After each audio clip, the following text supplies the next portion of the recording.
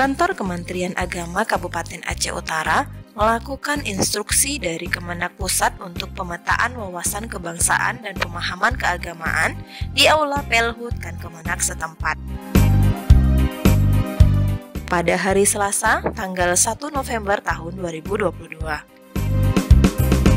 Kegiatan tersebut diikuti oleh 241 peserta, dikhususkan untuk penyuluh agama Islam fungsional dan penyuluh agama Islam non-PNS serentak secara nasional.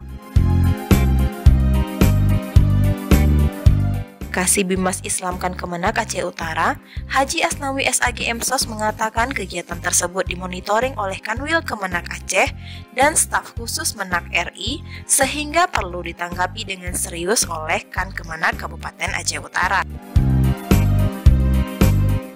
Harapan Menak RI, lanjut Haji Asnawi, sangat besar terhadap penyuluh agama, merupakan garda terdepan sebagai corong penerangan kebangsaan dan keagamaan yang langsung bersentuhan dengan masyarakat. Kemenak memandang penyuluh memiliki peran dan fungsi strategis, yakni pertama, fungsi informatif dan edukatif, kedua, fungsi konsultatif, dan ketiga, fungsi advokatif.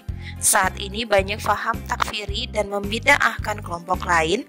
Nah, penyuluh agama harus bisa mengadvokasi hal tersebut agar masyarakat ini dapat pencerahan, ungkap beliau. Jawaban dari soal para penyuluh agama nanti akan menentukan terkait wawasan kebangsaan dan pemahaman keagamaan. Sementara, Kepala Kemenak Aceh Utara Dr. Andes Haji Mayusri MAG mengatakan, pemetaan wawasan kebangsaan dan pemahaman keagamaan ini menjadi penting dilakukan agar para penyuluh agama Islam tidak terpapar faham-faham takfiri dan sejenisnya. Haji Mayusri berpesan kepada seluruh penyuluh agama Islam Kabupaten Aceh Utara untuk selalu mencintai rumah besar Kementerian Agama. Seperti apapun kondisi Kementerian Agama harus selalu dicintai, dibela jika ada yang menghina dan mengejek, juga didukung ketika ada program dari pusat hingga daerahnya.